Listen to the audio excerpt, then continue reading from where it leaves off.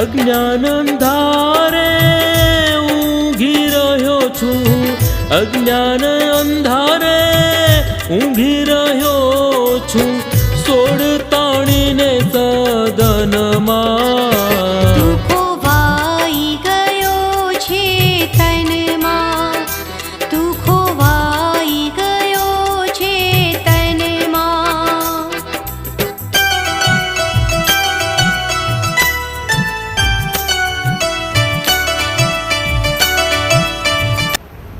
પ્રાય ભક્તજનો, જ્યાં પૈસા કામ ન કરે ત્યાં મંત્ર જાપનું બેલેન્સ કામ કરે છે. કોઈ પણ દર્દી બીમાર છે એને આપણે દવાખાને લઈ જઈએ છીએ તો ત્યાં પૈસા પણ જરૂરી છે. બાકી પૈસા ના હોય તો આપણે સારવાર કરી શકતા નથી. પણ સારવાર આપવા છતાંય મુશ્કેલીમાંથી બહાર આવવા માટે આ ભજનનું બેલેન્સ કામ કરે છે. ઘણા ઘણા મહાપુરુષો ચમત્કાર કરતા હતા. શા માટે? કેવી રીતે? એની પાસે ભજન હતું એટલે કરતા હતા, બધા નથી થતા. તો આપણું પોતાનું ભજન એમાં કામ આવે છે. એટલે ભજનનું બેલેન્સ વધારવું જોઈએ, એમાં આપણને વિશ્વાસ આવવો જોઈએ. અને જ્યારે શરીર છોડીને જવાનું ત્યારે બેંકનું બેલેન્સ ભાવિ પેઢીને મળશે, જ્યારે ભજનનું બેલેન્સ આપણી સાથે આવનારું છે. અને ભાવિ પેઢીને એ સંસ્કાર આપી જાય છે. એવું નહીં કે આપણે કરેલું ભજન આપણને જ કામ લાગે. આપણે ઘરમાં ભજન કર્યું હોય એની ઉર્જાથી બાળકોમાં પણ ભજનની પ્રેરણા થતી હોય છે, એનામાં પણ સંસ્કાર આવતા હોય છે. તો અમર મંત્ર તો બહુ કિંમતી વસ્તુ છે, પારસમણી કરતાય કિંમતી. પારસમણી લોખંડને સોનું બનાવે. આપણને ખબર પડે કે આ પારસમણી છે, આપણે એને કેટલું સાચવીને રાખીએ અને સુખી થવા માટે, ધન કમાવા માટે એનો ઉપયોગ કરીએ. અમર મંત્ર તો એનાથી અનેક ગણો કિંમતી છે. એ તો ચિંતામણી સમાન છે. પારસમણી કરતા ચિંતામણી બહુ કિંમતી છે. ચિંતામણી તમારી પાસે હોય, તમે જે ઈચ્છા કરો તે તમને મળી જાય. તો ગુરુ મહિમાનો પાઠ એ તો ચિંતામણી છે. તમે જે ચિંતવન કરશો તે મળી શકશે. સાખી છે ને 10 ચોપાઈ છેલ્લે, એ મિનિમમ એ કરો તો પણ એક ગુરુ મહિમાનો પાઠ થઈ જશે. 10 ચોપાઈની અંદર નાનદાજી મહારાજશ્રીએ ગુરુનો મહિમા સમજાયો છે કે આપણે શોર્ટ પીરિયડની અંદર ગુરુ મહિમા સાખી બોલીએ. આપણો વિશ્વાસ દ્રઢ થવો જોઈએ. આત્મ શાંતિ માટે આ કરવાનું છે. એ જ પાઠ આપણે જો એકાગ્રતાથી કરીએ, પહેલા તો પ્રારંભમાં આપણે પાઠ કરીશું, શબ્દોનો પાઠ થશે, ધીમે ધીમે ધીમે એમાંથી સમજણ આવશે. ત્યારે સમજણપૂર્વક પાઠ થશે, ભાવપૂર્વક પાઠ થશે, અને પછી પરમ ગુરુ સાથે આપણી એટલી એકાગ્રતા થઈ જશે કે જેમ ટીવી જોતા હોઈએ, ટીવીની સિરિયલમાં જેમ આપણી એકાગ્રતા હોય છે, આપણને રસ મળતો હોય છે, એમ આપણને ગુરુ મહિમા સાખીમાંથી રસ મળશે. પરમ ગુરુનું એમાં દર્શન થશે, ભાવ દર્શન થશે, જ્ઞાન દર્શન થશે. એમ કરતા કરતા આપણી વૃત્તિ નિર્મળ થશે. ત્યારે આપણી સાથે જે પરમ ગુરુ જોડાયેલા છે ગતિ સ્વરૂપે, એની સાથે એકતા થશે. પછી તમારે કંઈ જ કરવું નહીં પડે. તમારા સંકલ્પ પ્રમાણે બધું જ થશે. પણ સંસાર તો તમને સ્વપ્ન દેખાશે કે આ જડ વસ્તુઓની કરવાની શું? આ જીવન છે તો જરૂરી છે, એટલું જ આપણા માટે કામનું છે. ભગવાનનું જે ભજન કરે છે એને જરૂરિયાતની વસ્તુ તો મળી જાય છે.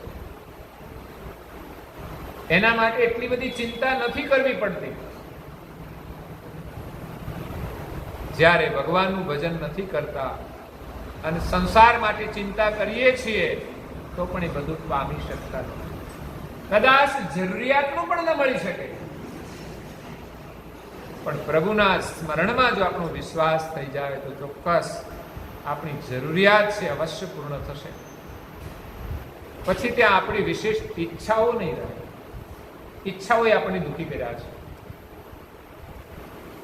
બહુ બધી ઈચ્છાઓને છોડીએ, મહત્વપૂર્ણ ઈચ્છાઓ રાખીએ, અને એમાં પ્રધાન ઈચ્છા છે પરમાત્માની પ્રાપ્તિ. પરમ ગુરુના દર્શન આપણને ક્યારે થાય એ પ્રધાન ઈચ્છા. નહીં તો સાંસારિક ઈચ્છાઓ તો આપણને બહુ જ દુઃખી કરે છે. એમ કહેવાય છે કે એક માલધારી બહુ બધા ઊંટ રાખતો હતો અને ગામડે ગામડે વિચરણ કરે. કોઈ ગામે નિવાસ કર્યો, ગામના લોકો બધા ત્યાં મળવા આવે. આખો દિવસ એમની સાથે એનું જતો રહે. રાત્રે માલધારી ઊંઘી જાય તો પાછળથી કોઈ ચોરી પણ કરી જાય. એટલે એમણે એક માણસ રાખ્યો કે રાત્રે તારે જાગવાનું. કોઈ ગરીબ માણસ હશે કે ભાઈ મારે કંઈક કામ જોઈએ છે, મને આપો ને, તો એમણે રાખી દીધું. રાત્રે તારે બરાબર બધા ઊંટનું ધ્યાન રાખવું, અને તું રાત્રે ધ્યાન રાખે છે કે નહીં એનું શું પ્રમાણ? તો કે બધા જ ઊંટ બેસે પછી જ તારે બેસવાનું, ત્યાં સુધી તારે જાગવાનું.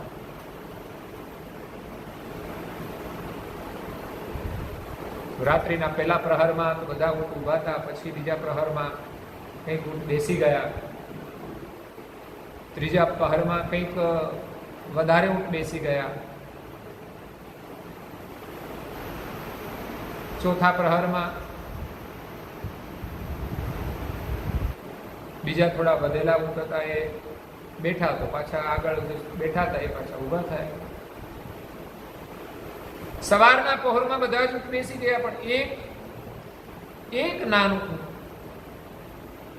એ બેઠું નહોતું. એટલે એમણે વિચાર્યું કે આને જો હું બેસાડી દઉં ને પછી હું આરામથી બેસી શકું. તો જેવું એને બેસાડવા ગયા એવું જે વધારે અકળાય. અને એનો નિયમ છે, કોઈની જબરજસ્તીથી તમે બેસાડો, કંઈ કરાવો એટલે વધારે અકળાય છે. પ્રાણીઓમાં પણ એ કરતા હોય છે કે જેવું કૂદ્યું બધા જ ઊંટને ઊભા કર્યું. આપણા જીવનની ઈચ્છાઓની પણ આ જ હાલત છે કે કંઈક ઈચ્છાઓ પૂરી થાય છે, કંઈક ઈચ્છાઓ શાંત થાય છે, ફરી પાછી નવી ઈચ્છાઓ જન્મે છે. નિરંતર આ પ્રક્રિયા ચાલતી જ રહે છે. એટલે આપણને શાંતિ મળતી નથી, આપણે ઊંઘી શકતા નથી. અને એમાંય બધી ઈચ્છાઓ શાંત થાય, પણ એકાદ ઈચ્છા એવી નાનકડી પણ હોય, એને પૂર્ણ કરવા જતા એવી ઈચ્છા ભડકે કે બીજી બધી ઈચ્છાઓને જાગૃત કરી દે છે. એક ઈચ્છાની પાછળ અનેક ઈચ્છાઓ જોડાયેલી છે. એટલે મહાપુરુષો કહે છે કે ભૌતિક જગતની ઈચ્છાઓ હોઈ શકે, થાય તો ઠીક, ન થાય તો પણ એના ભરોસે. પણ એવી પ્રબળતા નહીં હોવી જોઈએ કે ના થાય તો પરેશાન થઈ જઈએ. પણ પ્રબળ ઈચ્છા એ રાખવી જોઈએ કે આ મનુષ્ય જીવન આપણને પરમેશ્વરની પ્રાપ્તિ કરવા માટે મળ્યું છે, આપણી પોતાની ઓળખ કરવા માટે મળ્યું છે, અને એની ઓળખ પરમ ગુરુની કૃપાથી થવાની છે. એટલે એમના વચનોમાં આપણી પૂર્ણ શ્રદ્ધા, ગુરુ મહિમાનો પાઠ કરીએ, ધીમે ધીમે કરતા આ પ્રક્રિયા આપણને એનો અનુભવ કરાવશે. કોઈ પણ પ્રક્રિયાનો અનુભવ લાંબો હોય છે. એક દિવસમાં કોઈ અનુભવ થઈ જતો નથી. બાળકો કેટલો સમય અભ્યાસ કરે છે, ત્યારે એને શિક્ષણ મળે છે. શિક્ષણ પછી જ્યારે કાર્ય કરે ત્યારે પણ ઘણો બધો અભ્યાસ કરે છે, અનુભવ કરે છે. એ જ રીતે ભક્તિ માર્ગની અંદર પ્રારંભિક પાઠ કરવાનો હોય, ગ્રંથ વાંચન કરવાનું હોય. ખરેખર આપણા અમૂલ્ય ધર્મ ગ્રંથો છે. શિક્ષિત લોકોને તો મારું નિવેદન છે કે આપણા શિક્ષણનો ઉત્તમમાં ઉત્તમ ઉપયોગ એ છે કે ઉત્તમમાં ઉત્તમ સાહિત્યનું આપણે અધ્યયન કરીએ. આપણા નિકટમાં આવું ઉત્તમ સાહિત્ય છે કે એક વાર તો આપણે સમય લઈને 15 મિનિટનો સમય લઈને કરશો ને તો પણ થઈ જશે. અને આવું ઉત્તમ સાહિત્ય આપણે આ જગતની અંદર બહુ દુર્લભ છે. અને એમાંથી કંઈક આપણને એનું મહત્વ સમજાશે તો એનો આપણને લાભ મળશે. પરમ ગુરુના શરણમાં ત્યારે નિવાસ થશે કે જ્યારે એનો મહિમા જાણીશું. તો પરમ ગુરુ આપણને ખજાનો આપી ગયા છે, જે ઉપદેશ આપી ગયા છે એ માત્ર પ્રસંગોપાત સાંભળવાની વસ્તુ નથી. આ તો દરરોજ થોડું સમય આપણે સાંભળવું જોઈએ, યા તો અભ્યાસ કરવો. એ ન કરીએ ત્યાં સુધી આપણને ચેન ન પડવું જોઈએ. પરમ ગુરુના અમૂલ્ય વચનો છે. બીજાની વાતોમાં આપણને રસ હોય છે, જે ફાલતુ હોય છે. પડોશમાં જઈને બેસીએ તો કામ વગરની વાતો સાંભળીને આવતા રહીએ, સમય આપણો બરબાદ થાય છે. પણ એટલો સમય આપણે 5, 10, 15 મિનિટ ગ્રંથ ખોલીને એક જ પેજ વાંચીએ ને, અદ્ભુત જ્ઞાન મળે છે. પરમ ગુરુના અનુભવનું જે જ્ઞાન છે એના ગ્રંથોમાં છે, પણ ક્યારેક તો આપણે તસ્તી લેવી જ પડશે.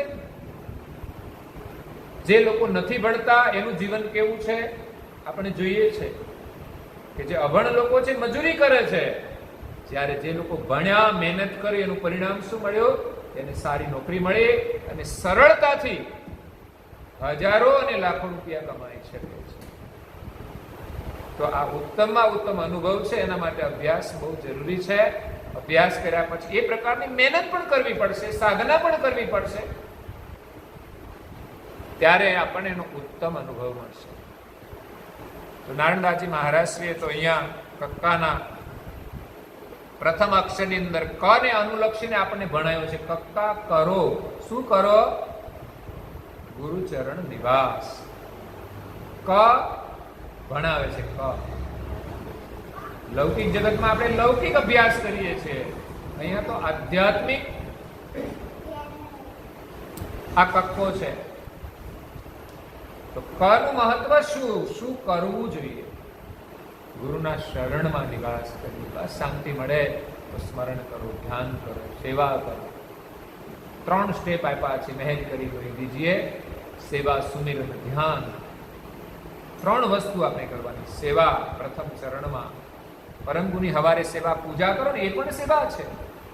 પરમાર્થ કાર્ય કરો એ પણ સેવા છે. અને એની સાથે સ્મરણ જોડાયેલું છે. સેવાથી પ્રભુનું સ્મરણ થાય છે. અને છેલ્લે ધ્યાનની સ્થિતિ છે, કે જે કરીએ ધ્યાનથી કરતા કરતા કરતા આપણને ધ્યાન લાગી જશે, આપણું સ્મરણ ધ્યાનમાં સ્થિત થઈ જશે. સ્મરણ પણ ધ્યાનથી થશે. અંતકાળ કો કામ ન આવે, રવિ સુત જબ દોડી આવે. મેં જે વાત કરી એ જ આ ચોપાઈઓમાં છે, કે અંતકાળે કોઈ વસ્તુ આપણને કામ નહીં લાગે, કે આપણને મૃત્યુથી કોઈ બચાવી નહીં શકે. રવિ સુત એટલે યમના દૂત જ્યારે લેવા આવે છે, ત્યારે સંસારની કોઈ ચીજ વસ્તુ કામ નહીં લાગે. છીન છીન ઘડી ઘડી ઘટત હે ભાઈ. ક્ષણ ક્ષણ અને એક એક ઘડી આપણી વહી જાય છે, વિચાર કરવા જેવી. આપણે એક એક પળ બહુ કિંમતી છે જો હરિભજન કરીએ તો, નહીં તો એમ જ નદીના જળની જેમ ચાલી જાય છે. ગયેલી પળ પાછી આવતી નથી. યુવાની જતી રહેશે, પાછી નહીં આવે, અને રહેવાની તો છે જ નહીં. તો પછી એમાં મમતા બંધાશે, પણ ચાલી જશે ત્યારે બહુ જ દુઃખ થશે. યુવાનીનો આનંદ કર્યો હશે, યૌવનનો, તો વૃદ્ધ થયા પછી આપણને આનંદ નહીં મળે ત્યારે નિરાશ થઈને બેસી જઈશું. જીવનનો આનંદ માત્ર યુવાની નહોતી. બાલ્યકાળ હોય, યુવાની હોય કે વૃદ્ધાવસ્થા, દરેક અવસ્થાની અંદર જે સમાન આનંદ મળે એ આપણો સાચો આનંદ છે. છિન્ન છિન્ન ઘડી ઘડી ઘટત હે ભાઈ, મૂઢ મતી કહા દેહ ગવાઈ. જે માત્ર એમ જ સંસાર સુખની અંદર જીવન ગુમાવી દે છે, એને પરમ પૂજ્ય શ્રી નારાયણદાસજી મહારાજ કહે છે મૂઢમતી છે. ભલે બુદ્ધિશાળી હોઈએ, આપણે પૈસા કમાતા હોઈએ, પણ જો આત્મકલ્યાણ માટે આપણે વિચારીએ નહીં તો મૂઢમતી છે. ગુરુ બિન ભોવન ચતુર્દશ જાવે. ગુરુના શરણમાં ગયા વિના તમે જપ તપ કરો, સાધના કરો, 14 લોક સુધી જઈ શકો, એનું સુખ મેળવી શકો, પણ ભૂગતત ફલ પીછે ભવતું આવે. દેવીધામમાં જઈએ તો પણ ફરી પાછા પુણ્ય પૂરું થાય એટલે મૃત્યુ લોકમાં આવવું પડે છે. તાતે કહત સબ સંત સમાચાર. એટલા માટે બધા સંતો પણ કહે છે, સંત સમાજ કહે છે સમાસા. ક્યાં સમાવાનું છે? કક્કા કરુ ગુરુ ચરણ નિવાસ. અને એવું મહાન ગુરુપદ હોય તે પરમ ગુરુનું શરણ છે. એની પરંપરા ચાલી આવે છે. પરમ ગુરુની જે ગતિ છે એમાં આપણે નિવાસ કરવાનો છે, એમના શરણમાં નિવાસ કરવાનું છે. નિત્ય નિયમથી આપણે એના શરણમાં નિવાસ કરીએ, એમના પવિત્ર વચનોમાં આપણી શ્રદ્ધા રાખે, વિશ્વાસ રાખે. કેવા પવિત્ર વચનો છે! માત્ર પાઠ કરવાનો એવું જ નથી. ઘણીવાર આપણી પ્રક્રિયા ક્રિયાત્મક હોય છે કે માત્ર ક્રિયા કરવાની, પણ આ ક્રિયાની અંદર જે સ્મરણ કરીએ, જે પાઠ કરીએ છીએ, એની અંદર બોધ સમાયેલો છે. આપણા જીવનનો બોધ સમાયેલો છે. સત્ય શું છે અને જૂઠ શું છે. જ્યાં સુધી આ બે વસ્તુ જુદી નહીં પડે ત્યાં સુધી આપણે જૂઠ છોડી શકવાના નથી. સંસારની જેટલી નશ્વર ચીજો છે એમાં આપણી પ્રીતિ છે એ જૂઠ છે, અને જે શાશ્વત વસ્તુ છે, દરેક ઘાટની અંદર ઘાટને ચલાવનાર જે ચૈતન વસ્તુ છે એ શાશ્વત છે. એને ઓળખવાની છે, શરીરથી જુદી પાડવાની છે. અત્યારે તો આપણે શરીર સાથે એકરૂપ થઈ ગયા છીએ, એટલે શરીરને જ હું માનીએ છીએ. આપણે શરીરથી જુદા છીએ એવી કલ્પના નથી કરી શકતા. શરીર ભાવમાં જીવીએ છીએ, ચૈતન ભાવમાં નથી જીવતા. આપણે ચૈતન છીએ, સામેની વ્યક્તિ પણ ચૈતન છે, દરેક વ્યક્તિ ચૈતન છે. તો ચૈતન ભાવમાં કોઈ મતભેદ નથી, કોઈ રાગ દ્વેષ નથી, કોઈ દુઃખ નથી. પણ શરીર ભાવમાં આપણે આ બધા દુઃખનો અનુભવ કરીએ છીએ. એટલે સત્ય અને જૂઠ આ બેને જુદા પાડવાના છે, અને સત્યની આપણે પ્રાપ્તિ કરવાની છે. જે સત્યની પ્રાપ્તિ કરવા માટે મહાપુરુષોએ તપશ્ચર્યા કરી છે, એ તપશ્ચર્યા આપણે ઘરમાં રહીને કરવાની છે. એવું નહીં કે કોઈએ જંગલમાં જઈને સાધના કરી તો આપણે પણ એવી જ રીતે કરવાનું.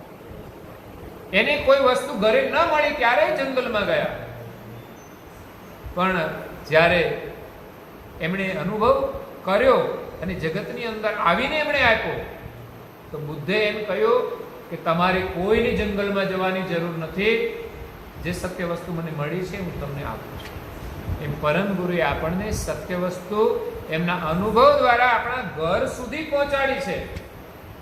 હવે આપણે ઘરમાં રહીને જ કરીએ તો પણ થઈ શકે છે, પણ એ કરવા માટેનો સંકલ્પ આપણે કરવો પડશે. કોઈ પણ ક્રિયા સંકલ્પ વગર પ્રારંભ થતો નથી. પરમ ગુરુના શરણમાં વિશ્વાસ, એની ઉપાસનામાં વિશ્વાસ, નાની નાની જે વાતો છે એ પણ બહુ જ મહત્વપૂર્ણ હોય છે. એમાં હું આગ્રહ રાખતો હોઉં છું બધાના માટે કે પરમ ગુરુની આજ્ઞા છે કે અવશ્ય બાલ તિલક કરો. કોઈ નાની વસ્તુ નથી, તમને કૈવલધામમાં લઈ જશે. આજે કરશો તો આજથી એની શરૂઆત થશે. ભવિષ્યમાં ગમે ત્યારે આ પ્રક્રિયા સામે આવીને ઊભી રહેશે ને એ પ્રોસેસમાંથી આપણે નીકળવું પડશે. આ એક સિમ્બોલ છે, સિમ્બોલનું પણ મહત્વ હોય છે. ઘણીવાર વિસ્તારથી પણ કહેતો હોઉં છું કે બાઇક તમે ચલાવો તો એની નંબર પ્લેટ ના હોય તોય બાઇક ચાલે. અને નંબર પ્લેટનું કંઈક તો મહત્વ છે. એમ આપણા માટે ભાલ તિલકનું બહુ જ મહત્વ છે. સાત્વિક પ્રતીક છે જેના દ્વારા આપણને સાત્વિક વિચારો મળે છે. ઘણીવાર હથિયાર છે જળ હોય છે. પણ જ્યારે દુશ્મનો આપણી સામે આવે ત્યારે આપણા હાથમાં હથિયાર હોય, જો આપણા હાથમાં આવી જાય તો ચૈતન થઈને કામ કરે છે ને. એકલું પડ્યું હોય તો કઈ કામ ન કરે, પણ કોઈ હથિયાર આપણા હાથમાં હોય તો આપણી સુરક્ષા કરે છે. એમાં ભાલ તિલક આપણા શિર ઉપર જ્યારે ધારણ કરીએ ત્યારે એ આપણી સુરક્ષા કરે છે. સંસારની જે ભ્રમણાઓ છે, વાસના છે, એને છેદીને બહાર કાઢવાનું કામ કરે છે અને આપણને કૈવલધામમાં લઈ જાય છે. તો આજે કૈવલધામવાસી વિનયકાંતભાઈ તથા સવિતાબા બંને સદગત આત્માઓ થોડા દિવસના અંતરે આ શરીર છોડીને વિદાય થયા. પરિવારના સદસ્યોને સ્વાભાવિક દુઃખ થાય, કારણ કે પરિવાર સાથેની જે લાગણીઓ છે એટલે એમને દુઃખની ચોક્કસ અનુભૂતિ થાય. પરંતુ બીજી દ્રષ્ટિએ વિચારીએ તો આ કુદરતી પ્રક્રિયા છે, અનિવાર્ય લાગે છે. જો સમય અનુસાર લોકો નહીં જાય તો પણ મુશ્કેલીઓ તો ઊભી થવાની છે. કુદરતની આ પ્રક્રિયા યથાયોગ્ય લાગે છે કે ઉંમર થાય એટલે બધાને જવાન, નાની ઉંમરમાં જાય તો દુઃખ થાય, છતાં પણ એને ભૂલવું જ પડતું હોય છે. એ એમ સાબિત કરે છે કે નાની ઉંમરમાં કોઈ ચાલ્યું જાય છે તો એના વગર પણ આપણે જીવી શકીએ છીએ, એના વગર પણ ચાલે છે. પણ નથી ચાલતું તો એક માત્ર પરમેશ્વર તરફથી મળતા જીવન વિના. એ નથી તો આપણું કઈ જ નથી. એટલે શરીર છોડીને ગયા છે તો આખર તો જીવન જીવવાની મજા તો યુવાનીમાં હોય છે. વૃદ્ધાવસ્થામાં તો કઈ રસ નથી હોતો. આમ તો વૃદ્ધ શરીર જ એક પ્રકારનું બીમાર શરીર હોય એવી અવસ્થા છે. અને ઉંમર થયા પછી પણ નાની મોટી બીમારીઓ તો રહેતી જ હોય છે. એનું કારણ છે કે આપણે જીવનમાં જે રીતે જીવ્યા હોઈએ એને લઈને પણ બીમારીઓ રહેતી હોય છે. કદાચ આપણે સંયમમાં રહીએ તો આપણું શરીર સ્વસ્થ પણ રહી શકે, છતાં નિર્બળ તો થાય જ છે, પરાધીન તો થાય જ છે. તો એવા શરીરની અંદર રહેવાનો જીવને બહુ આનંદ નથી હોતો. આ પરિવારના સદસ્યો પ્રત્યે એકબીજાને પ્રેમ હોય, લાગણી છે, પણ આ ચૈતન આ શરીર છોડીને જાય છે એકંદરે એક સારું કામ પણ થતું હોય છે. સારું કામ એ છે કે આ જૂનું શરીર છોડી દીધું અને એક નવું શરીર ધારણ કર્યું. જૂના કપડા, મેલા કપડા સવારે કાઢતા આપણને જરાય દુઃખ નથી થતું. આપણે નવા વસ્ત્ર ધારણ કરીએનો એક આનંદ હોય છે. એટલે સદગત આત્મા જ્યારે શરીર છોડીને ગયા છે, એકંદરે જોઈએ તો પૂર્ણ આયુષ્ય કરીને ગયા છે. પેલા મોડું ઉંમર થયા પછી તો બધાને જવાનું જ હોય છે. પોતાની જવાબદારીમાંથી નિવૃત્ત થઈને ગયા છે. એટલે વિશેષ દુઃખનું કારણ તો નથી, પણ અહીંથી આ શરીર છોડીને ગયા છે, પુનઃ એ મનુષ્યનું શરીર પ્રાપ્ત કરે એના માટે આપણે પ્રાર્થના કરીએ. અને મનુષ્ય શરીરની અંદર ગુરુના શરણમાં નિવાસ થાય. બસ આટલી જ આપણે પ્રાર્થના કરવાની છે. તો આપણને બધાને એ સંદેશ આપી જાય છે કે આપણે એક દિવસ જવાનું છે. જે કંઈ કરવા જેવું છે એ આપણે કરી લેવું જોઈએ. વિનયકાંતભાઈ બહુ સેવાભાવી હતા. ઘણી વાર મારી સાથે ડ્રાઇવિંગમાં આવતા અને વિનયપૂર્વકનો એમનો સ્વભાવ, સાથે સાથે સવિતાબા એકદમ ભોળો સ્વભાવ હતો, બહુ સરળ સ્વભાવ અને બહુ જ લાગણીશીલ. મંદિરમાં દર્શન કરવા આવતા. ઉંમર હતી છતાં પણ શરીર જ્યાં સુધી ચાલતું હતું, ચલાતું હતું ત્યાં સુધી એ ભાવનાઓ એમને દર્શન કરવા લાવતી હતી. અને એની આંખોની અંદર આપણે જે પ્રસન્નતા દેખાય જ્યારે દર્શન કરવા આવે ત્યારે આપણે મળે સત્યવેલ સાહેબ કે ત્યારે એમના પરિવારજનોએ પણ એમના જીવનમાંથી આ લેવા જેવી વસ્તુ, આ બધી વસ્તુ તો તમારા ભાગ્ય અનુસાર દરેકને મળે છે. આપણે કઈ 10 પેઢી સુધી આપણા પરિવારને બધું આપી શકવાના નથી. છતાં આપણી ફરજ હોય છે કે આપણા બાળકો સુખી થાય એના માટે આપણે કંઈક કરીએ. પણ કંઈક હોય તો પછી ચિંતા નહીં કરવી જોઈએ. તમારે તો એક જ બાળક છે ને એક મકાન સારા સરસ છે, પણ આપણે તો કંઈક બીજું થઈ જાય, પછી બીજું મળે કે ત્રીજું, તો ભાડે આપી દઈશું. એ બધી આપણી ઈચ્છાઓ વ્યર્થની હોય છે. જરૂરિયાત કરતા ઘણા લોકો ભાડામાં રહે છે અને ઘરનું નથી ને આપણે ઘરનું છે, તો આપણે સંતોષથી ભગવાનનું ભજન કરવું જોઈએ આ મકાનની અંદર રહી છે. એટલે બંનેને આ એકબીજા પ્રત્યેનો સ્નેહ પણ બહુ અદભુત હતો. અંતિમ કાળની અંદર બંને એકબીજાના પૂરક બનીને રહ્યા છે. સંજોગ વસાત દીપનભાઈને જવાનું થયું પરદેશ, નહીં તો એ તો એની સેવામાં બંને શીતલબેન અને બંને હાજર હોય જ છે. સંજોગ વસાત જવાનું થયું તો એ બંને વિનયકાંતભાઈ અને સરિતાબા એકબીજાની સેવામાં પૂરક બનીને રહ્યા. બંને અંતિમ સમયમાં જે બીમારી હતી એને કારણે સરિતાબા પણ થોડા બીમાર રહેતા હતા, ત્યારે વિનયકાંતભાઈ સેવામાં હતા. અને અંતિમ સ્થિતિમાં વિનયકાંતભાઈ બીમાર રહ્યા. સરિતાબાથી જે બની શકતું હતું ભાવનાથી એ કરતા હતા. સાથે રિલેશનના જે સંબંધીઓ છે એમણે પણ જે સેવાઓ આપી છે એ ખરેખર બધાના માટે આશીર્વાદરૂપ છે, બધાના માટે શુભકામનાઓ છે. પડોશીના નાતે દરેકે જે ફરજ બજાવી અને એની મદદ કરી છે એ બદલ બધાને ખૂબ ખૂબ ધન્યવાદ આપું છું. આજે પણ જે બધા ઉપસ્થિત છે પરમ ગુરુના ખૂબ આશીર્વાદ છે કે આ નિમિત્તે પણ આપણને થોડા 2 વચનો સાંભળવાનો આજે લાભ મળ્યો છે. એમાંથી 1 ટકો પણ આપણે જીવનમાં લઈને પરમ ગુરુના શરણમાં રહીશું તો ખરેખર આપણું જીવન સફળ થઈ જશે. જીવનની સફળતા એ જ છે કે પ્રભુનું સ્મરણ કરતા કરતા આ શરીર છોડીને જઈએ અને પુનઃ મનુષ્યનું શરીર મળે, એનું શરણ મળે, એ જ આપણી માગણી. એ સિવાય આપણી ઈચ્છા અનુસાર બધું મળતું નથી.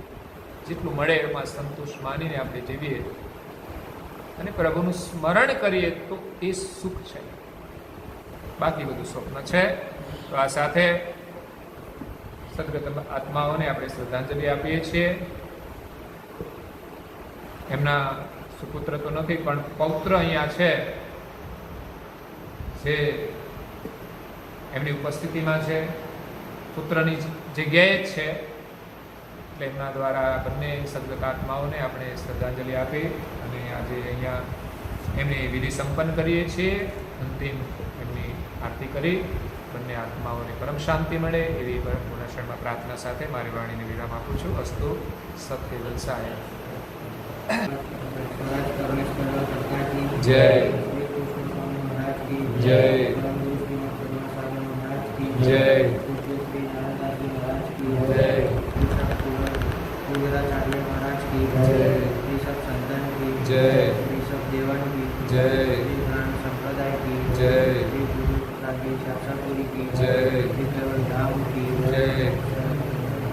कथा पूर्णावतिका सत्य केवल अंशो सब केवल सारे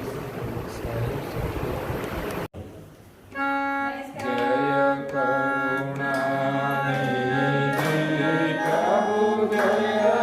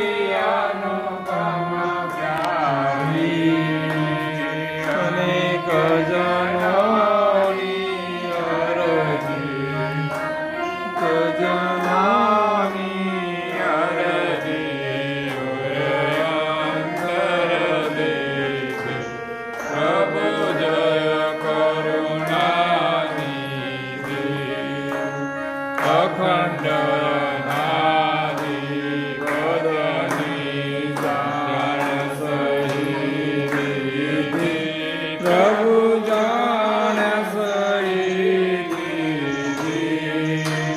સંશય સગળાની વારી સંશય સગળાની વારી વૃદ્ધિ સુદકી પ્રભુ જય કરુણાની ચરણ શરણનો મહિમા મહામંગળકારી પ્રભુ મહામંગળકારી મંદમતીનો માન મંદમતીનો માન ઓળગે ગઈ પ્રભુ જય કરુણાની ચરણા સાગર નામ તમારું અવિચળ પદવાસી પ્રભુ અવિચળ પદવાસી